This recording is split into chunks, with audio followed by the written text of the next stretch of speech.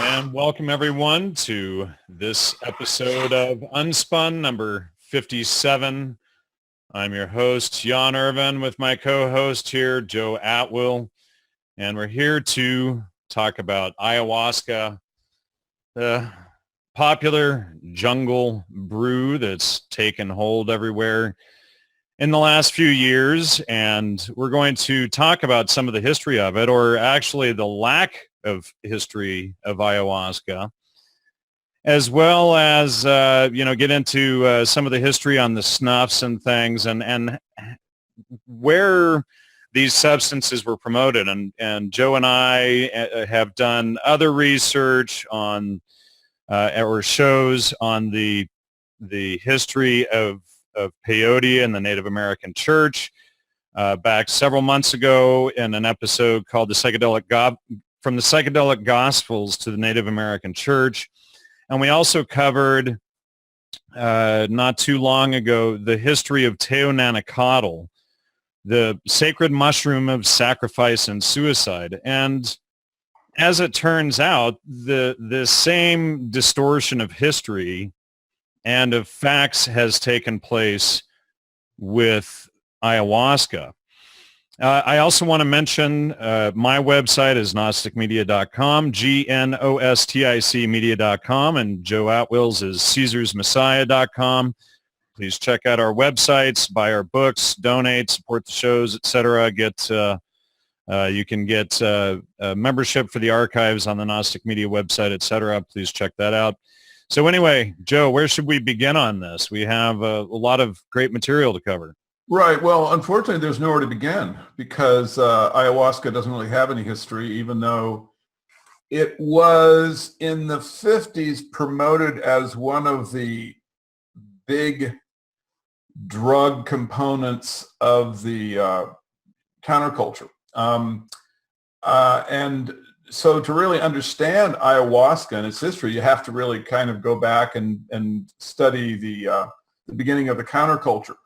Because ayahuasca really comes into the popular consciousness in the 50s with the degenerate junkie William Burroughs having an exchange with the pedophile Allen Ginsberg, which then became the popular Yage letter book. Which I'm holding up here for the audience. And that's just kind of like the Life magazine article Gordon Wasson produced about the mushrooms. And Jan's going to go in, I'm sure, to a lot of the detail about these things. Ayahuasca really didn't have any sort of history as either a cure for addiction or even as something that people would take to find spiritual growth. Before that concept or those concepts were sold into the youth culture in the 60s, the people who've actually looked at the history of ayahuasca, realize that the claim that it's a 5,000-year-old spirit culture is complete nonsense. This is just like the claims that Gordon Wasson made about mushrooms and the claims that Carlos Castaneda made about the peyote ceremonies and the claims that Jim Morrison, the lead singer of the Doors, made concerning how he became a shaman by having the spirit of a dead Indian pass into his spirit, into his soul when he went by this dead Indian on the road when he was a child.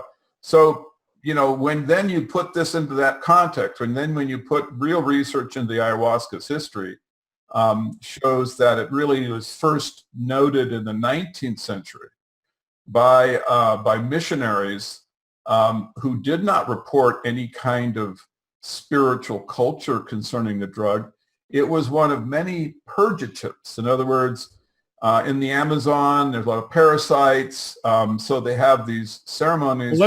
Why don't we, back up and go into some of the quotes and the material here, and then sort of go ahead. Because we're kind of getting ahead of ourselves. But what I wanted to do is talk about how, this whole issue of this claim that it's 5,000, 3,000 years old. Well, one of these claims comes from Dr. Peter Fierst, whom we've exposed repeatedly with Professor J. Courtney Fikes. And Peter Fierst is actually the anthropologist who had attacked Jay. And Jay's been on the show here before, and he's been on my podcast probably a half a dozen times regarding his research exposing the whole Carlos Castaneda fraud. And there was an academic cell between Peter T. Fierst and Barbara Meyerhoff and Carlos Castaneda where they would cite each other, and then other cells would cite them. And their research was fraudulent. And then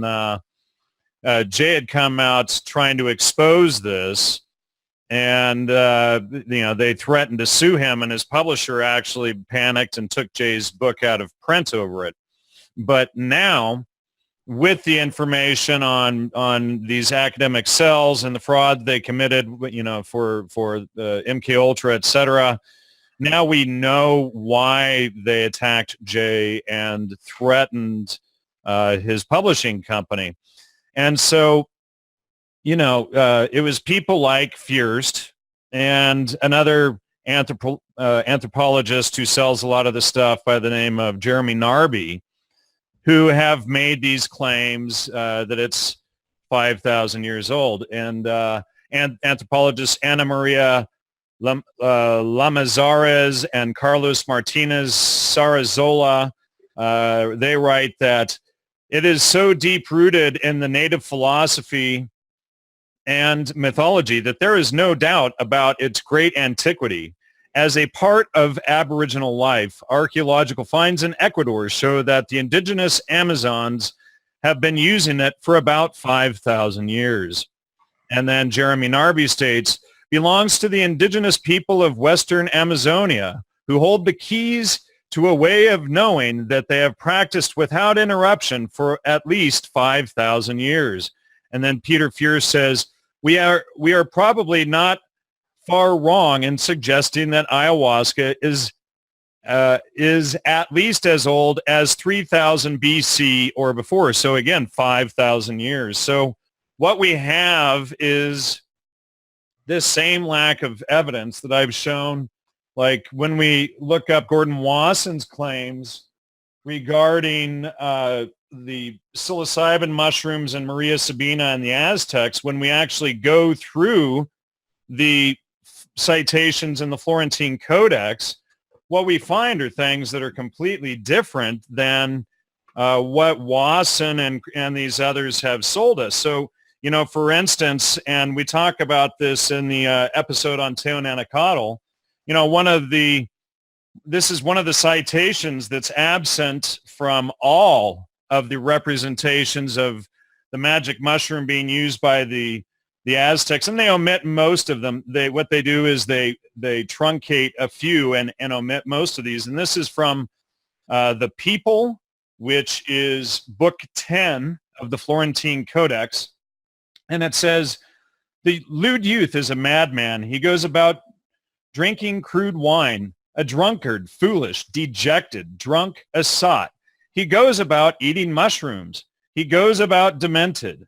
He is restless, dissolute, shameless, presumptuous, lewd, tattling, wicked, vile, brute, brazen. He is impudent. He consumes his inner substance. He is vain, proud, debauched, a pleasure seeker, a libertine, revolting, filthy, vicious, a keeper of mistresses, a talker. He lives in concubinage. He is given to pleasure. So what this sounds to me like, what this sounds to me like is a description of your modern day hippie. Yeah, it does. Sounds like a deadhead. But that's really such an important quote because it shows that there's no spirituality that's being promoted to the mushrooms. That the storyline that Wasson created that was presented in Life magazine was just a cover story to get the hippies to take the drug. Right, absolutely. So, and then what we see is Kawana Parker, and who was friends with President Roosevelt, taking peyote and popularizing it. I think, what was that? And was that in 1851? I think it was 1851 thereabout. But it looks like the idea of using peyote for religion was originally by Joseph Smith, the founder of Mormonism. And I did a show on this years ago with, I think it was Dr. Robert Beckstead. But so the Native American Church, we have Kawana Parker, and he's hanging out with Theodore Roosevelt. And then he essentially creates the Native American Church and then popularizes peyote into the Americas starting in around, I think it was 1850, 1851. I'm forgetting off the top of my head.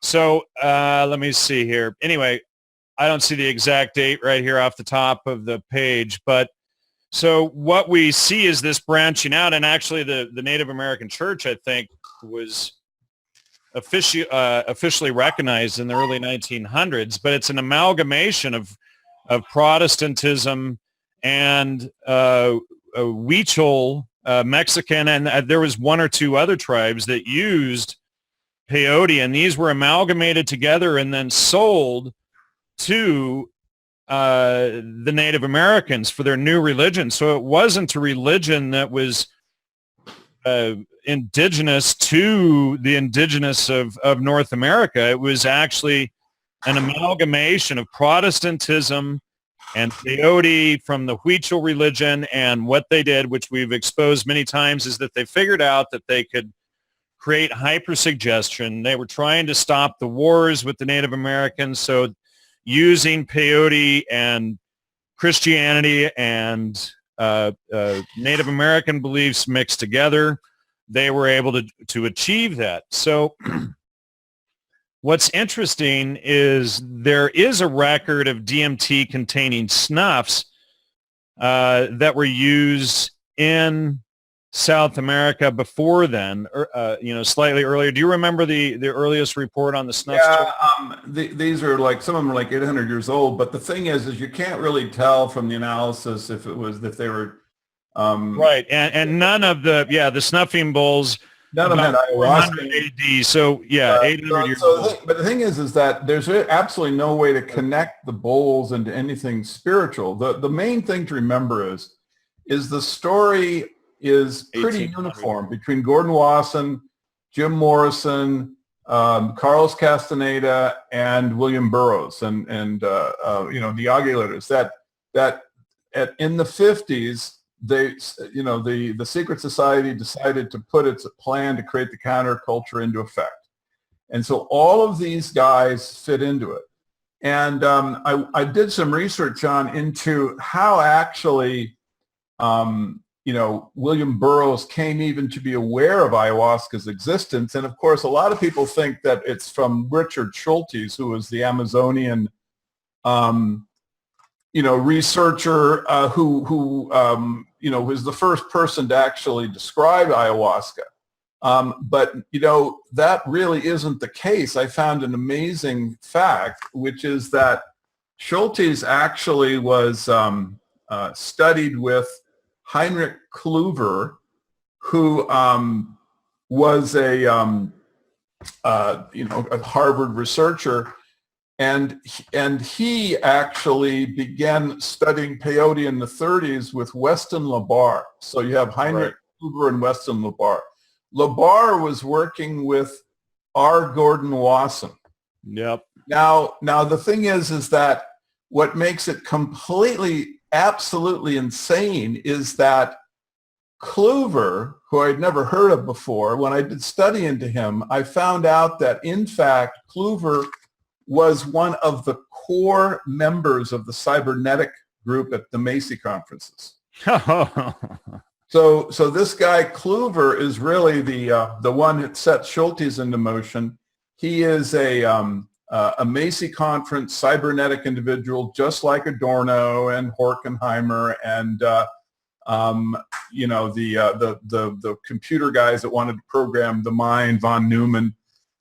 And so this is really where the mischief is coming from. It's coming from the little cluster of people that become MK Ultra, because the Macy conference, and specifically the cybernetic component of it, really become MK Ultra. So that's why when you then see the working with Wasson and the connections between this group and into sending William Burroughs into the Amazonian to like see if he can conjure up another story about the Native American population with the spiritual quest using drugs, you know it's BS. You know that this is part of the overall counterculture plan. And I'll tell you one last thing, Jan.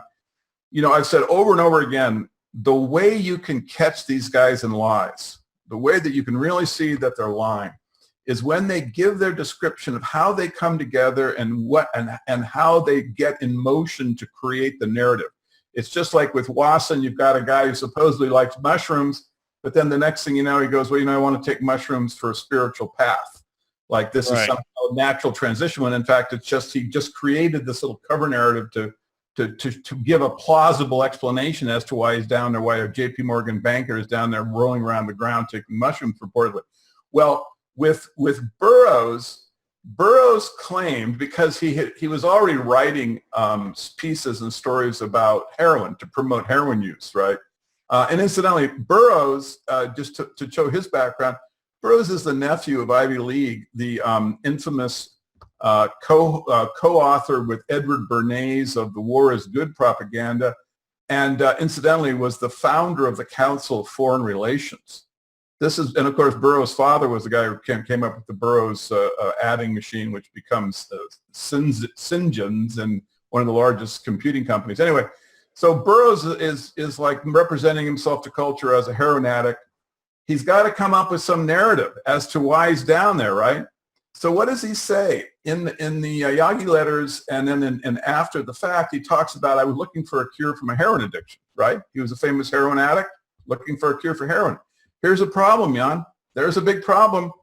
If you go to 1950, 1951, 52, when supposedly he's down there, where was the data concerning a cure for heroin from ayahuasca?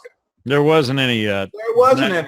That came much way later. after. Exactly. Right. So the whole story collapses when all you have to do is just look at the cover narrative that these people create for themselves as to why they get together and why they get into the motion of the activity which produces the MK Ultra counterculture phenomenon. We have the Yage letters being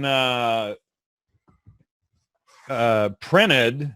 I think it was printed in January 1953. Yeah. And we have MK Ultra officially being funded in April 1953. And then, you know, we have Burroughs down there collecting, stuff on it. It says actually fifth printing 1969. It says in 1953 helped type and preserve the letters, yada, yada. So it was all done in 1953. And they're down there. The book starts, Dear Alan, on January 15, 1953 there. You know, so we can see this same timeline. How is, is it the 1953 coincidence? You know, just months earlier, Alan Watts is exchanging letters with Aldous Huxley about doing human research and that, and then we have this going on, and they again with all of these makeshift stories, such as the serendipity nonsense that Dave McGowan pointed out. Exactly, and when you look at the founder of the Council of Foreign Relations being, the uncle of William Burroughs, you can see that you've got that generational phenomena that so often is the case in MK Ultra, and you also have this just impossible to be accidental connections between all these individuals. In other words, between Kluver and Burroughs, like this cluster of individuals. And I'll give you another name, just if you want to add one more coincidence into this lump. If you look at the Esalen lectures promoting psychosis, which are probably the sickest thing in the history of Western civilization, and everyone who produced those events, because it wasn't just one, they should all be basically tried, capital offense, because these people were promoting psychosis at the same time they were peddling LSD to juvenile kids in the streets of San Francisco. And I mean, every one of those Esalen bastards should be, because a lot of them are so alive, they should be arrested, They should be brought in front of a trial and a judge, and they should be tried. But I'll give you one real sick connection in all this. Schultes, he actually had another person than Burroughs that he let go up the Amazon, introduced, and then made a presentation about ayahuasca. Guess who it was? Who's that? It was the one of the presenters at the Psychosis. Because you had Alan Watts and Ginsberg, but you also had a guy named Claudio Naranjo. That's how he was introduced. But that's not his real name, Jan. You know his real name is? What's that? Claudio Benjamin Naranjo Cohen. That's who this is. Now that's the guy. Yeah. Now I have in the database I have Claudio connected to SRI and Carlos Castaneda and Richard Evans Schultes and right. Well, he was permitted to go. He was introduced by Schultes as the other with Burroughs to then come back and promote ayahuasca as a spiritual experience. So. You've got Cohen, you've got Kluver, you've got Weston LaBarre, who is R. Gordon Wasson's, compatriot working on the higher consciousness and the peyote stuff. And then you've got, and then you have Burroughs. So you have this really sick cluster of individuals, right? Really, really, obvious. Get this, Joe. So Claudio Naranjo is heavily influenced by Fritz Perls. Fritz Perls creates Gestalt therapy and influences NLP, and Richard Bandler and John Grinder create NLP, but NLP is a CIA op being run by Dr. Carl Rogers at the CIA, along with Robert Anton Wilson and these guys. So of course, and NLP, of course, goes back, which we see examples of in the Life magazine article with teenage allowances on the cover. We've covered that many times. But NLP is also then, it's something that leads into big data, into the phenomena we have now, the phenomena that Stuart Brand set up when he was a merry prankster. And they started to basically develop a personal computer that would be something that the government could stare at the people's behavior 24/7 with. So this is why when you look at these connections between all of the structures that became the counterculture, you can see it's not possible to have been some kind of random collection of spiritual seekers. I mean, this is a very, very small, completely interconnected, and they're interconnected into disciplines which are not naturally related. I mean, computer science and peyote, but right. Well, and when you look at it through the concept of cybernetics and them trying to wire us all up and turn us into robots, then it makes sense. Exactly right, and that's the only way it makes sense. It doesn't make sense in any other way that all of this connection would come about. So ayahuasca has somehow been kept basically away from the scrutiny of MK Ultra. I'm not sure exactly how it is, but if you look at the research, you'll see lots of people connecting the LSD use that the Grateful Dead promoted to MK Ultra. A lot of people are even now catching on to Carlos Castaneda. Well, do you know? But not ayahuasca. Ayahuasca is simply held separate, but that's why it's important that we bring out the fact that ayahuasca did not have the spiritual history and cultural history that it was a purgative for vomiting. It was for another purpose. So check this out. So look, our favorite guy Dennis McKenna, who slanders me and distorts my work. He's one of the key promoters behind ayahuasca, along with pedophile William Burroughs, and of course we have our famous Gregory Bateson, who coined Native Revival, because obviously the promotion of neo-shamanic nonsense and claiming that it's, ancient shamanic tradition, this is a part of the Native Revivalism that was coined by Gregory Bateson, that was later renamed by Terence McKenna, as the Archaic Revival. And of course, Terence McKenna was scholar in residence at the Esalen Institute, which you were just talking about. And of course, Gregory Bateson was also working at the Esalen Institute. Gregory Bateson is one of the key founders of the CIA, one of the key founders of the MKUltra program. So we see all of this stuff right here all tying together. It's not just, some loose connection trying to show McKenna as CIA. I mean, we actually have quite a lot of evidence showing, Terrence and Dennis and their... Yeah, that's right. Well, he slandered you. I mean, he slandered. Well, yeah, we did a show. Joe and I have done a show called Terrence and Dennis McKenna, the Brotherhood of Screaming Nonsense. Right. And the thing is that what he did was he tried to isolate the one quote that we have from Terrence where he talks about being an agent. And he tried to say, don't interrupt, he tried to say, look, if you just take that as a separate construct, and don't add anything else around it, I can show that he's just kidding. But the problem is that you have to understand the statement in the context of all of the other evidence that we have. When you put it there, when you put it against Gordon Wasson and the MKUltra documents and all of the pay requisitions and the description of Subproject 58 with the Bateson weaponized anthropology, suddenly it is impossible to see the statement that he made as anything other than a tongue-in-cheek way of representing what he really was. And the things that he said about Jan are really, hurtful and just basically slander. And we have asked this guy to come on this show. And we have even offered to go on his show, right? If he's afraid to come on and having us be the MC, that's fine. We'll just go on there because this is really such a clear moment and opportunity, to show people that Jan is not making this stuff up.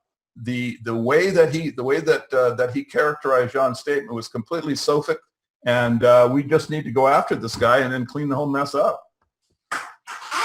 So there was an episode that we had done breaking down everything that the McKenna's claimed. I'm just trying to find it here. And what was it, episode 42 or something like that, maybe? We had talked about Terrence and Dennis McKenna, the Brotherhood of Screaming Nonsense. Yeah. But it's important that people, it was episode 32.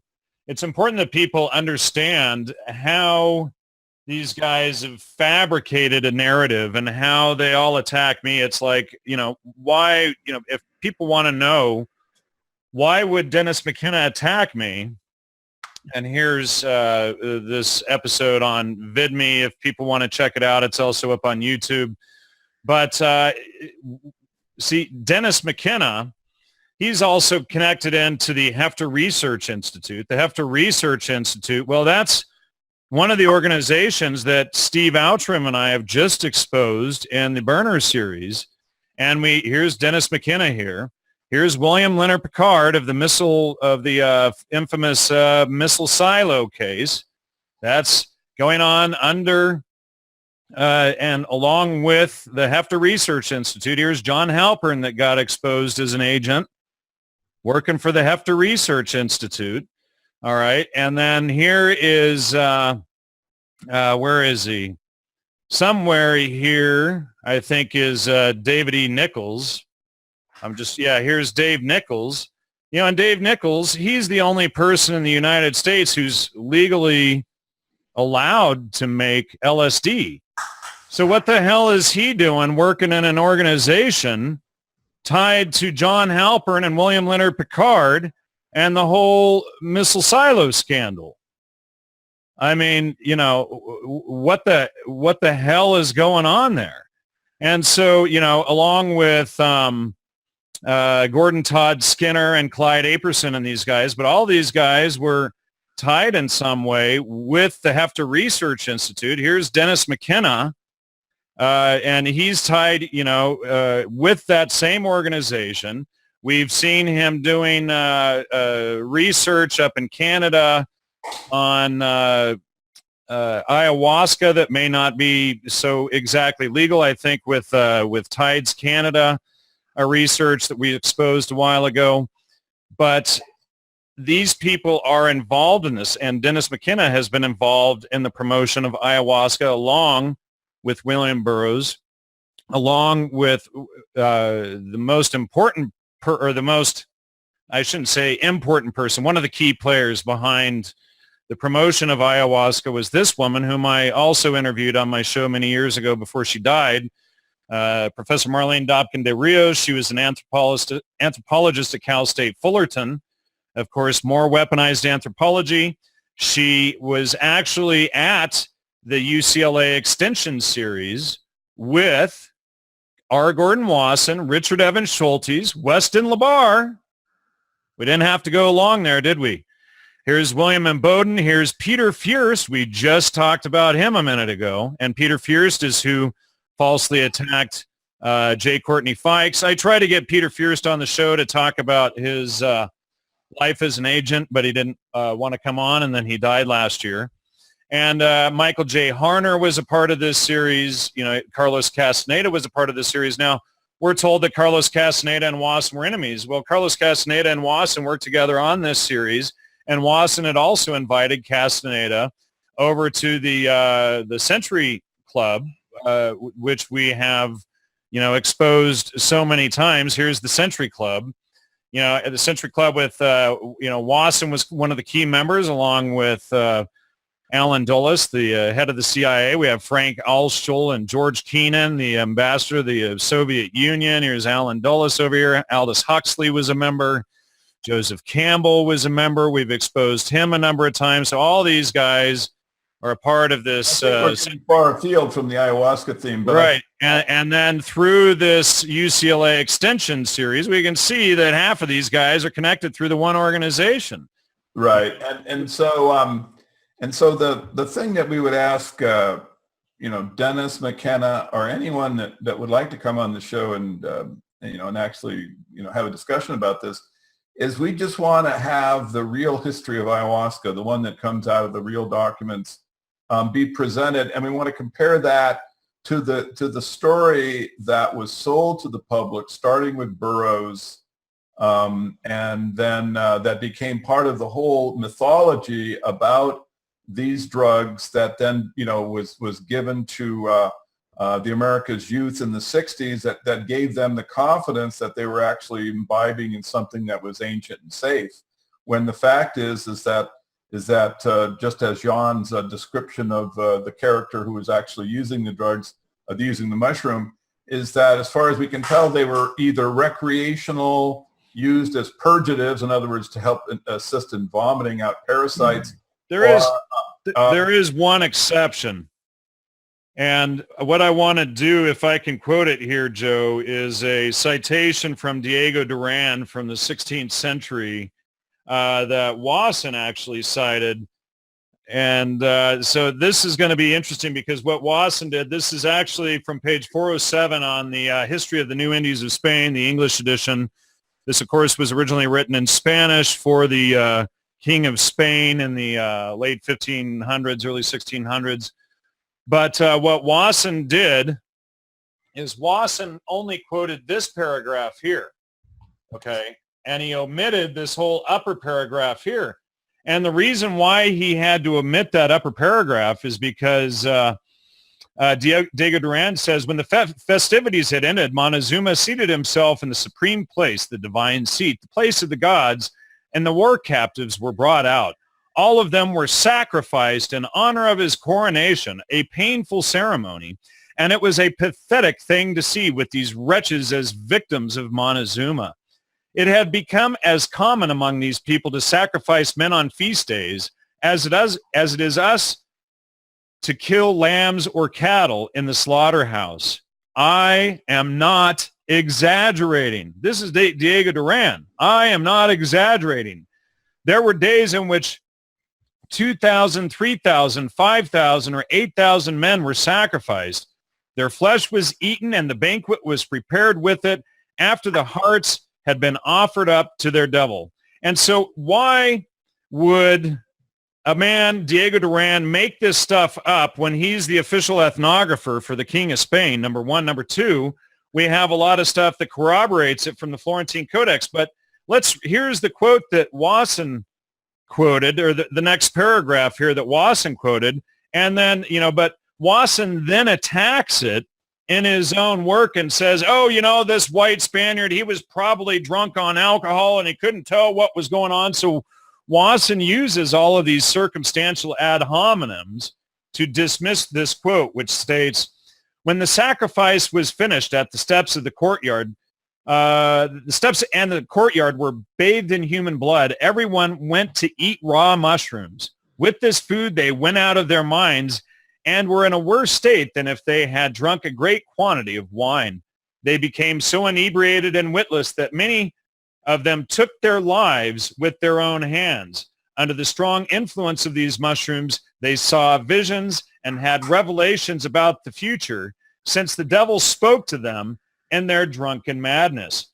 When the mushroom ceremony had ended and all had recovered, the lords from Tlaxcala, Huixtotzinco, Cholula, don't even try.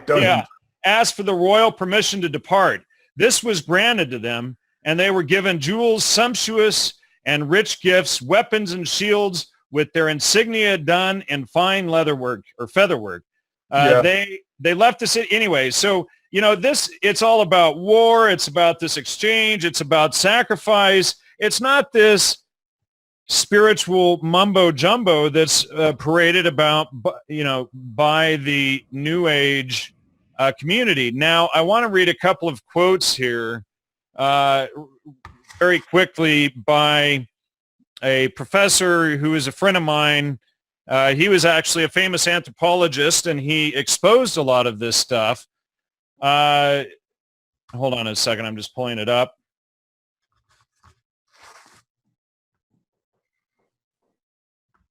Geez, as I just go to pull it up, I forget his name. It's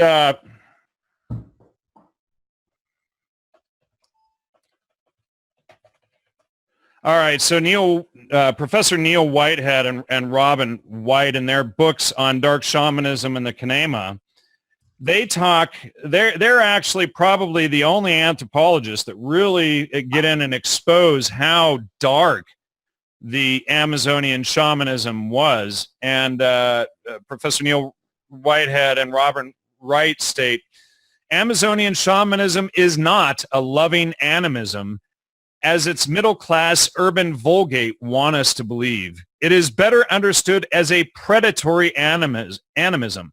Subjectivity is attributed to human and non-human activities or entities with whom some people are capable of interacting verbally and establishing relationships of adoption or alliance, which permit them to act upon the world in order to cure, fertilize, or kill.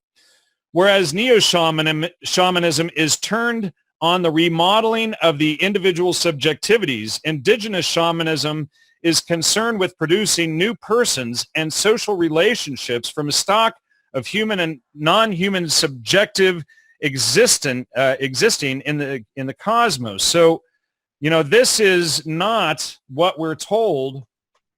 That is. Yeah. I mean, here's hold on a second. Let me just read this, because there's one more point that Whitehead and Wright made, and he says, shamanism is a burgeoning obsession for the middle classes around the globe. Its presentation in popular books, TV specials, and on the internet is dominated by the presumed psychic and physical benefits that shamanic techniques can bring. This heightened interest has required a persistent purification of the ritual practices of those who inspire the feverish quest for personal meaning and fulfillment. Ironically, given the self-improvement motivations that that have brought so many into popular understanding of shamanism, two defining aspects of shamanism in Amazonia, blood, i.e. violence, and tobacco, have simply been erased from such representations. Such erasure is not only a vain self-deception, but more important, it is a recapitulation of colonial ways of knowing through both the denial of radical cultural difference and refusal to think through its consequences. Right. Well, the thing is it comes from Labar. He's the one who actually attempted to take the term shaman and apply it into the Americas. It had never been a term used by anybody in South America or even in North America. It was a word from Siberia that was in the tribes that Gregory Bateson was studying during World War II to determine, what are the best techniques to create a stable slave state. And so when they basically were looking to create this magical land, like a Disneyland, basically, just a fantasy world that they wanted to create as a history to put the hippie into, they brought up the term shaman, and then they completely, as you say, they simply reworked the term completely. He becomes, basically the shaman becomes someone who is a magician who has control over psychedelic plants, but is there to promote the spirituality. All of these cover stories, John, have that one element, and it's always Sure. Well, that there's a spirituality right. And what's one of the most common things that is brought up against us for exposing this? Well, I've been to the Amazon and I paid a shaman who gave me a real experience. Well, here's a clue, gal. You just said it. You flew down there. It's a huge tourist industry. Of course, they're going to, make money off of this. It's a massive booming industry to send people on this neo-shamanic, modern, manufactured religious experience. And check out my article in Theogens, What's in a Name, how I where I expose how they marketed the psychedelic experience from the psychotic break. But all of this is different marketing to get people to go down there and try this experience, and then they're paying for it, So, you can pay a mestizo or a shipibo or whomever, and you're still, paying for this, experience. Granted, it is getting money into the jungle, but when you're paying $200, $300, $400 for, an experience, then you start to get the picture of what's going on here. Now, another person who is behind the promotion of this whole neo-shamanistic agenda was Mircea Eliade at University of Chicago. Now, guess who? Two people were under Mircea Eliade. One of them was Wendy Doniger O'Flaherty, who worked with Wasson to do all of the Rig Vedic translations to promote soma as a mushroom. And then Robert Forty, whom we had on the show recently. Yeah. So it's just this very small group. And in every instance, with the mushrooms, with peyote ceremonies, with the Laurel Canyon rock and roll idols that were promoting this Indian tradition, we've seen that it's false. Now, I just wanted to point out, we're not saying that you cannot have a legitimate spiritual experience with DMT, because that's basically what the ayahuasca offers people. That has to do with individual sort of spiritual past. Well, it's still a suggestogen, and of course it is. But and what we want is people to walk into the experience knowing what the real history is. You need to know the real history. When you start looking at the history of this drug use, you come back to the codexes and quotes like Jan read. You don't come back to some 5,000-year-old spiritual path. There's a video. I don't know if we can play. Yeah, well, I do want to play that in just a second. I want to set up the video by saying, okay, so Jan read some very important quotes. There's one more I want to read here before we get into it. But let me just finish so that what you have is a series of quotes that describe the real use and relationship between the plants and the native populations. Okay, so you can see it's not the spiritual path. But now when you look at the video, which is basically narrated by William Burroughs, then contrast this reality of the actual text describing the use of these drugs with what Burroughs is talking about. And this film was made in the 50s. So what you're looking at is just like with the 1957 cover of Life magazine, you're looking at an absolute attempt for mind control to set up the dream world, the drug Disneyland, the fake spirituality. So anyway, that's what I hope people pay attention to when they watch this little video we're going to show them. All right. So before we cut to that, here's one more quote from Professor Marlene de Rios, and she states, psychedelic substances like ayahuasca create a state of hypersuggestibility in which persons are very open to being influenced by others. Many traditional cultures have utilized this condition to inculcate cultural values and behaviors in young people as they receive initiation into adulthood. Yep. In the West, countercultural values can be inculcated in young people when using these psychedelics, especially when using them in an antinomian context. So, and then antinomian means of or relating to the view that Christians are released by grace from the obligation of observing moral law. So again, it's the attack on family, the attack on culture. Do what thou All of wilt. this, is what they're exposing now. To Marlene's credit, while she is the key person really behind promoting ayahuasca back in the 70s, et cetera, and writing some of the original books on it, I had her on my show back in, 2009, 2010 maybe.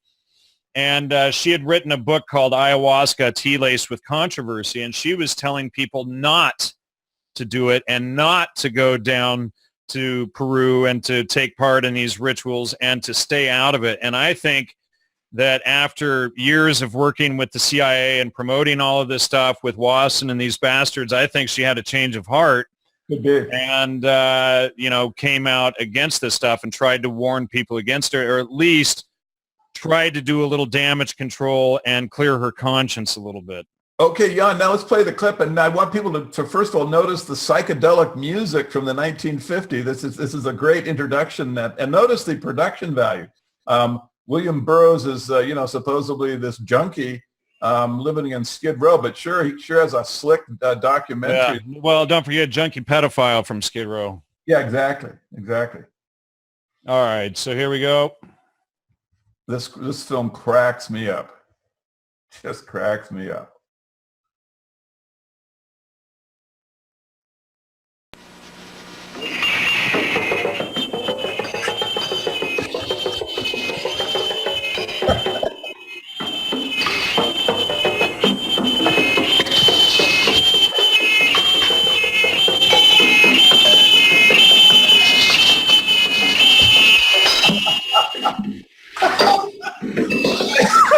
Deep in the Amazon jungles in the nation of Colombia is the region of Alto Putumayo, home of the Ngano tribe.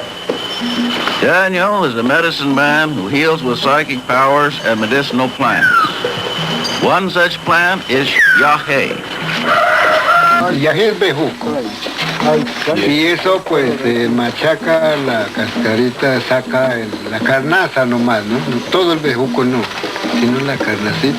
El yaje apenas hace es emborrachar nomás. La hoja es la que amuestra toda clase de ingredientes y todo.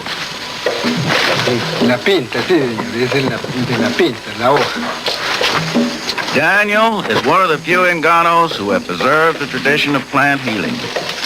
He is the last link in an unbroken chain, the last shaman of the Nganos. In his role as shaman, he is doctor, psychiatrist, magician, and leader, treasurer of the knowledge of the past. He feels a responsibility to transmit this knowledge to his sons before it is lost forever. Ayahuasca and yahe are Indian words for Banisteria coffee. The literal meaning of ayahuasca is vine of the soul. This powerful hallucinogen has been credited with the ability to transport human beings to realms of consciousness where telepathy and clairvoyance are commonplace. The ayahuasca ritual is about to begin. Here we go. Beverage is ready. Ritual. He chews the Notice Chanduro root. pride and His whole body is a pulsating hum of energy. speaking is. He chants, calling on the spirit of Yahweh that will manifest itself through the ritual and heal his wife. What we have witnessed here is the survival of a tradition almost as old as man himself. It has survived in the unyielding spirit of a people deeply aware of the laws of nature and the place of man within her realm. Wow. Groovy music, man. Yeah, they really. I mean, that was where was the Grateful Dead? I'm surprised they weren't playing at that. But anyway, so let's just go through the sophistry. I mean, first of all, notice that it's impossible for anyone else to go down there and study this because there's only one shaman left. Well, one shaman of this particular tribe, he says, but yeah. So you can't replicate what he did because right. He's covered his tracks. And then secondly, he talks about telepathy, and that's really the tip off because you look through the claims concerning the DMT drugs, the mushrooms, the peyote, ayahuasca, and you don't find any telepathy. That's something that one of the early names of ayahuasca or of DMT was telepathy or telepathogen. Right, but that comes from the West, not from the indigenous people. True. So Burroughs is what he's seeing is the vision of MK Ultra. In other words, MK Ultra is studying the telepathic communications, clairvoyance. This is what Burroughs is representing. That's what he's down there doing. My point is, Burroughs is an agent. He's being sent down there as a field agent to collect data. Absolutely. To try to organize some collecting the drug, trying to see what kind of a cover story, and he's trying to come back with things that can be useful for the creation of the counterculture. This is exactly like Wasson. There's really no difference between the two events. And then when you look at the connections that Wasson has into the Council of Foreign Relations, Wasson chaired the Council of Foreign Relations. He was one of the chairs. Yes, one of the chairs that they had. The uncle of William Burroughs is the founder of the Council of Foreign Relations. Folks, you're not seeing spiritual path and progress. You're seeing the manifestation of the Council of Foreign Relations orders for the CIA to implement Gregory Bateson's weaponized technology against the youth of America. That's what you're looking at. Absolutely. And then, of course, Wasson worked with Edward Bernays. Part of the Council on Foreign Relations deals with public relations. And, of course, Bernays was part of the Council on Foreign Relations as well. And we see, again, this repetition of the Council on Foreign Relations, Public Relations, Social Relations theme, like with the Harvard Social Relations Department and Henry A. Murray and Leary and all the rest of them. Yeah. Now, so you can actually trace very clearly where the malevolence comes from. It's just like there's a sequence that you can actually walk back. You can get back to Burroughs. You can get back to the Council of Foreign Relations. You can, like the brain that Jan shows these connections with, enables people to see that we're not dealing with history unfolding. The counterculture didn't happen accidentally. It wasn't just, the youth expressing their new freedom in a modern American society. This was carefully crafted. These stories were developed by people who knew how to create weaponized anthropology.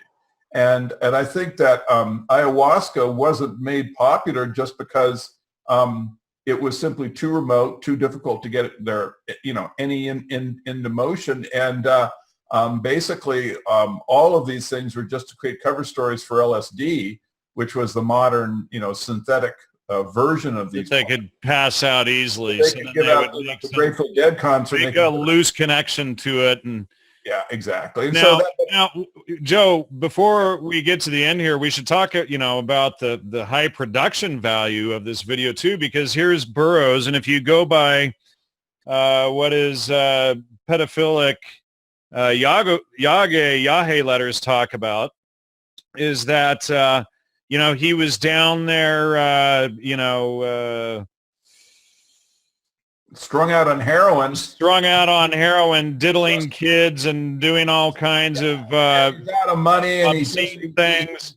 He But then where does the money for the entire film crew and all of the equipment that the film crew, now, I don't know, maybe that was a much later event when he went down there, but, so we see this whole promotion of it and with the book, which it seconds as a guide for pedophiles to South America back in the 50s, and then the promotion of the drugs, and then this follow-up. Now, I think probably the video, because it's color, must have come much later.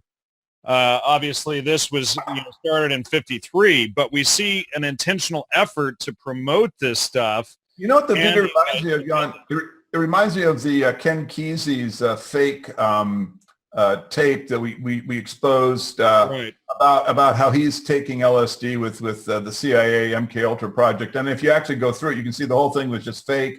And it was just done to create a kind of historical legacy to try to show that he really was a subject of MK Ultra, that he wasn't just a CIA agent all along. But the tape is obviously fake. And if you just analyze it like you do with this thing, you can see that the whole thing is just ridiculous. But the main point is, to me, is just that Burroughs claimed, because you always have to, come up with some reason you're down there. Why is he there? If he says, well, I'm working with the Council of Foreign Relations trying to create some fake history to we're going to fool teenagers with, that's not very, they don't want to say that. So he's got to come up with something. He comes up with this idea that he's, I'm looking for a way to get over addiction.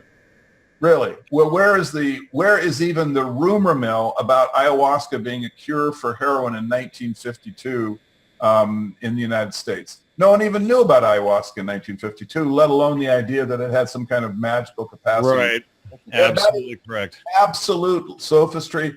It's one of the examples of when they try to create a cover story to explain their behavior. That's when you can catch them, and that's where you can catch Burroughs.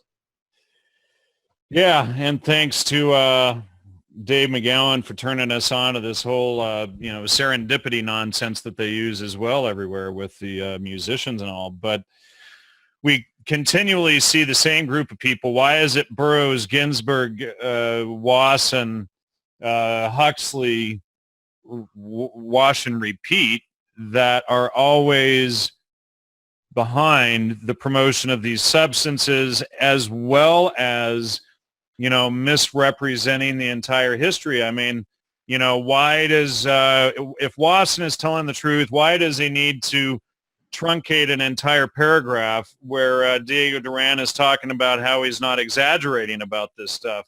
Yeah, he gives some examples. That quote is really important. I wish that quote was like in every textbook that covers the counterculture, because that really catches Wasson. I mean, it's a lie that's so clear by omission, because he takes the one paragraph which he's able to denigrate by just ad hominems, but if he had put in the first one with all of the specific heinous actions, right, then there would be no way that anyone could see that this mushroom business was not part of some kind of spiritual path.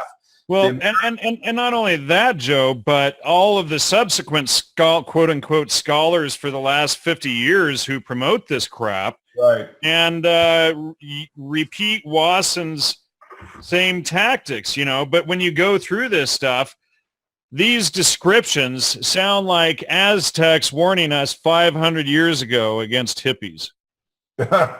Exactly right. I mean, that's exactly what they were doing. And we didn't listen to them because their voice was silenced by the sophists. Listen, let me just read this, Joe. Let me read this. This is the harlot and the carnal woman. We have about a minute left here.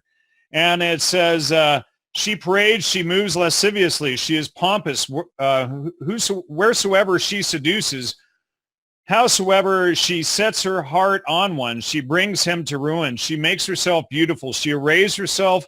She is haughty. She appears like a flower, looks gaudy, arrays herself gaudily. She views herself in a mirror, carries her mirror in hand. She bathes. She takes a sweat bath. She washes herself. She anoints herself with axen. She constantly anoints herself with axen.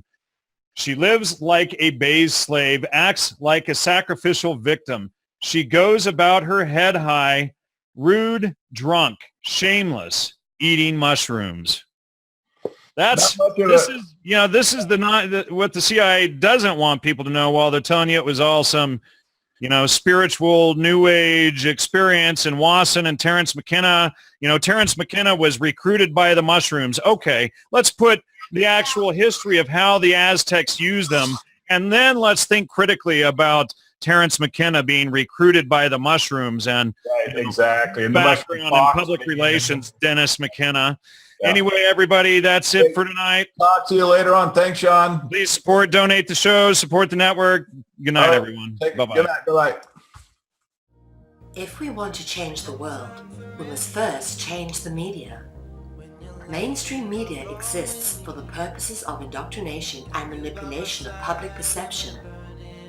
The world of free and independent media is growing, and with the upsurge in information now available in the public domain, it has never been easier to access free and independent media.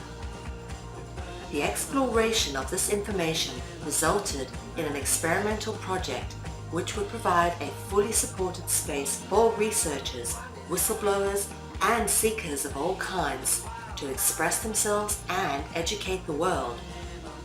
On the 1st of January 2015, Conscious Consumer Network was launched to the world. Nobody thought we would make it this far, but CCN is the longest running free and independent media network of its kind. CCN is a unique collaboration of hearts and souls, bringing you information from different perspectives to educate and inform.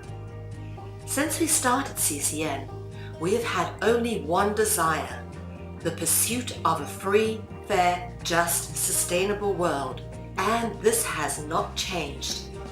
Having overcome many challenges over the last 2 years, CCN is here to stay, and we've got great things lined up for 2017. Help keep CCN on the air by supporting the 2017 Network Support Fund.